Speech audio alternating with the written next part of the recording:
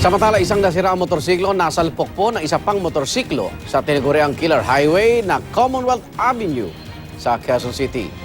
Sa Commonwealth pa rin, isang motorsiklo sumalpok naman sa isang bus. At narito ang report.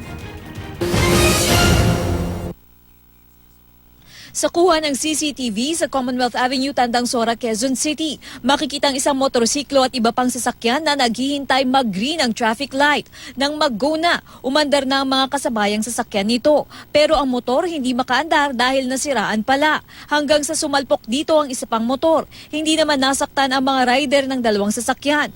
Martes naman ang tanghali sa parehong lugar. Makikitang kumakana ng isang motorsiklo mula sa Commonwealth Avenue. Ang rider nito nakatingin sa kaliwa imbes na tignan ang direksyon niya sa kanan, kaya't hindi niya nakita ang paparating na bus. Sumalpok ang motorsiklo sa tagiliran ng bus. Hindi naman malubhang nasugatan ng rider na nakatayo pa matapos ang aksidente. Sa Dagupan City, nahuli kam ang pagsalpok ng isang jeep sa isang tricycle noong linggo. Ang isang sakay ng tricycle halos gumulong pero nakatayo pa. Tumilapon din ang batang pasahero nito, habang kritikal naman ang isa pang sakay ng tricycle. Dapat daw ay tumigil ang tricycle sa crossing, pero dumiretso ito kaya't nabangga ang jeep. Nagkasundo naman ang mga biktima at driver ng jeep.